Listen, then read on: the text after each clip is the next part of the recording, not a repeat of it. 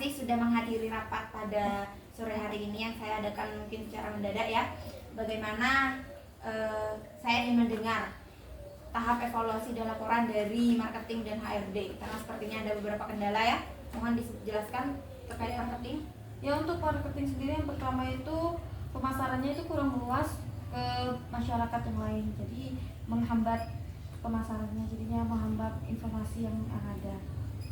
Selanjutnya untuk permasalahannya dari marketing, yaitu manajer satu yang kurang memahami terkait kinerjanya. Jadi manajer satu itu kurang memahami kinerjanya untuk melakukan apa tugas dari manajer itu sendiri. Baik, berarti manajer satu ini kurang memahami tupoksi ya, dan Iya. kurang bertanggung jawab atas tugasnya. Iya. Baik. Selanjutnya dari HRD. Dari HRD sendiri itu ada beberapa kendala. Yang pertama yaitu ada konflik antara atasan dan bawahan, yang mana itu tidak jelas. Ada terkait antara kurangnya komunikasi antar mereka, terus ada senioritas dalam suatu divisi, terus ada bawahannya, ada atasannya semena-mena gitu, seperti itu. Terus tindakan manajer satu bagaimana? Untuk manajernya itu lebih kurang maksimal dalam mengondisikan konflik-konflik tersebut. Manajer tersebut tidak tahu cara menangani konflik tersebut. Berarti konflik-konflik ini belum tertangani ya? Belum. Karena manajer satunya kurang menguasai, seperti itu, kurang bisa memanage, seperti itu. Baik, berarti dalam rapat kali ini yang dipermasalahkan ialah manajer dari HRD dan marketing. Ya. Ya. Dalam hal ini memang harus kita tangani secara intensif ya, karena HRD dan marketing ini sangat penting. Maka dari itu saya sarankan sekarang untuk marketing dan HRD mengadakan workshop atau pelatihan kepada manajer-manajer itu. Bagaimana? Bisa? Bisa. Baik. Bagaimana cara sistem pelatihannya? Sistem pelatihannya itu seperti karena di sini manajer adalah pemimpin, maka saya ingin mengembangkan skill kepemimpinannya mereka. Jadi nanti akan saya hubungi rekan saya yang mana dia memiliki kepemimpinan yang benar-benar branding dan benar-benar up gitu. Nanti akan saya panggil untuk dijadikan materi seperti itu.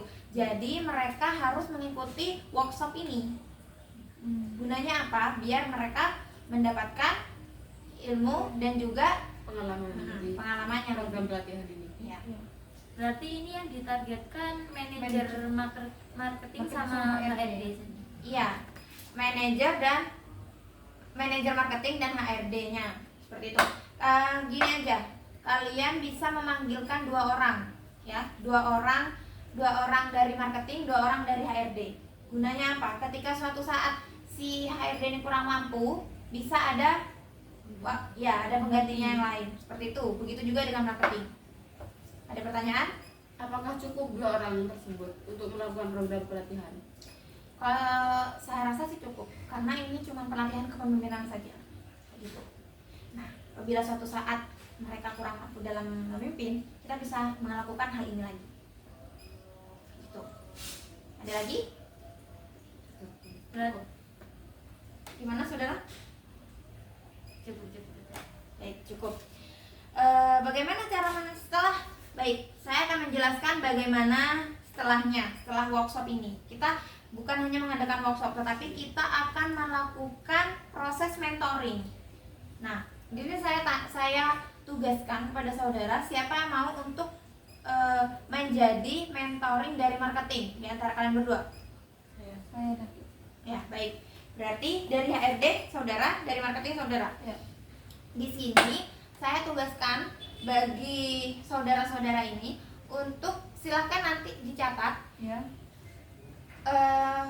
Manajer dari marketing itu silahkan adakan job. Nah, di sana tugaskan dia untuk melakukan branding.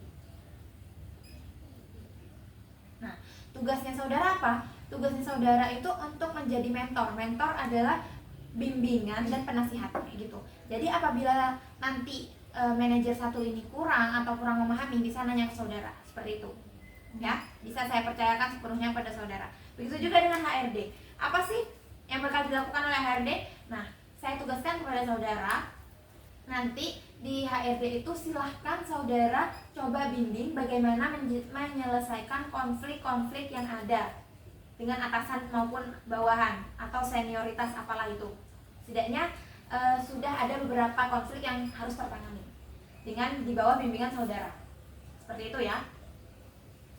Nah, apakah ada pertanyaan sampai sini? Untuk sistem pelatihannya ini akan dilaksanakan setiap minggu, apakah sampai mereka mengetahui bagaimana tupoksi dari mereka sendiri? Kalau sistem pelatihannya ini cukup 1 minggu menurut saya. Mentoring, karena nanti ada beberapa tahap ya yang belum saya jelaskan. Yang pertama tadi workshop, mungkin workshop itu bisa 2 hari ya, 2 hari untuk mematangkan pikiran mereka. Setelah dimatangkan, dipraktekkan dengan ada mentoring saudara-saudara ini.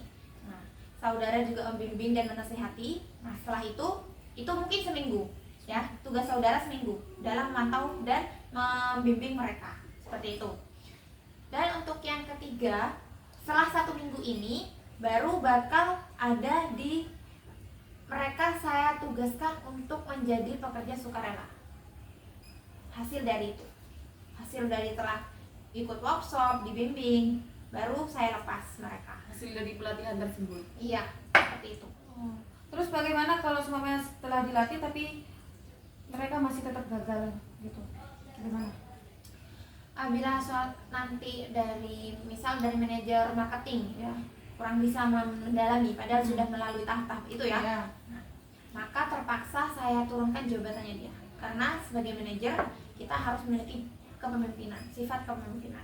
Jika itu tidak bisa dimiliki, maka ya akan terjadi yang diperkenalkan HRD tadi, senioritas akan ada dan ada semena-mena kayak gitu. Ini sudah ada 2 kendala.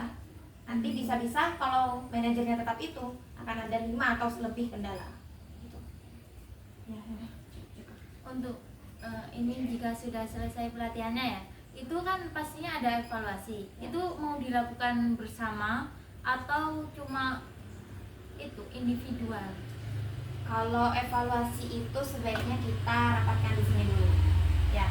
Jadi kan saya ingin mendengarkan bagaimana hasil dari saudara-saudara ini ya, dari saudara ini dan ini bagaimana cara membimbing dan bagaimana kinerja manajer-manajer itu. Setelah itu 2 minggu setelah itu kan ada mentoring dan mereka kerja sendiri. Nah, 1 minggu setelah mereka sukarela bekerja sendiri itu hasilnya nanti didapatkan di sini, dievaluasi. Apabila nanti saudara memang ada yang tidak mampu dalam menjadi staff manager ini, itu nanti di SK saja, langsung dibacakan di kantor kalian, panggil aja, jangan diumumkan di depan umum. Jika manajer tersebut tidak menemui konflik yang ada, itu bagaimana? Tidak menemui konflik yang ada maksudnya tadi dipaparkan bahwasanya laporan itu memiliki banyak konflik yang belum Nanti tertangani. kita diadakan eval kan ya. Ya dari situ kita dapat mengetahui kalau adanya konflik apa tidak gitu kan. Ya, Jika ada konflik yang tersembunyi, konflik tersembunyi, misal ada contoh dari HRD konflik tersembunyi. Oh, maksudnya itu loh, konflik antara bawahan, atasan dan bawahan itu. Nah, manajer ini tidak mengetahui konfliknya itu, cuma mereka. Akan tapi itu ngefek pada perusahaan, pekerjaan mereka gitu. Berarti anggotanya. Iya. Ya, itu tugas manajer Menganalisis. apabila ya menganalisis apa sih yang terjadi, kenapa karyawan ini kurang aktif kayak gitu, atau misal jarang masuk, ada apakah ada konflik antar karyawannya atau bagaimana. Nah, setelah ditanyakan apabila itu tetap tersembunyi, ya kita menganalisis terus, mengawasi apa sih yang terjadi gitu. Makanya gunanya manajer itu memang sangat penting bagi karyawan, karena harus bisa bijaksana dan membimbing. Jika dia tidak bisa membimbing dan bijaksana, maka dia tidak bisa dijadikan manajer seperti itu. Maka kita harus mencari manajer yang memang mampu Berbakat. dalam hal itu. Misalnya ada yang ditanyakan lagi? Berarti ini untuk pelatihannya mau dimulai dari kapan?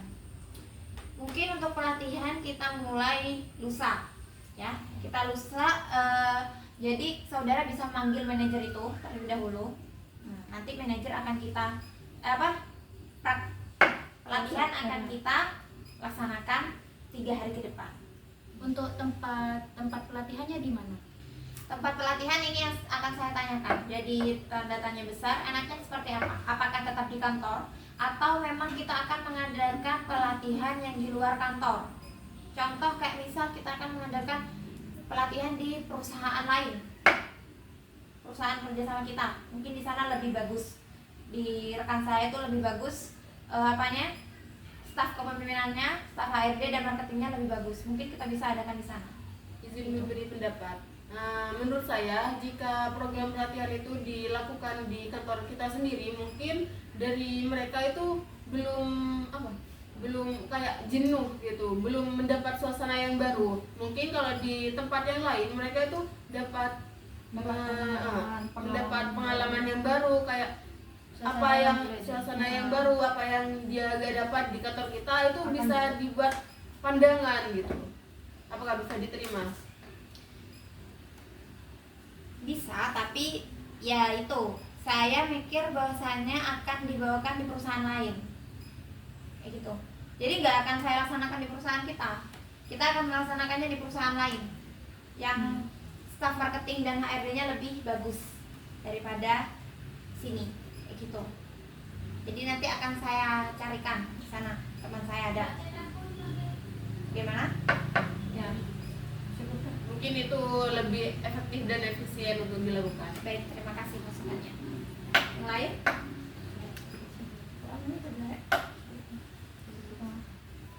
Baik, jika dirasa cukup, terima kasih atas rapat pada sore hari ini.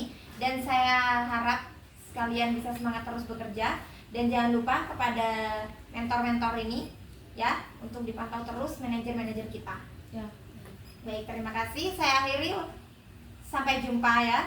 Semoga apa yang kita rencanakan sukses.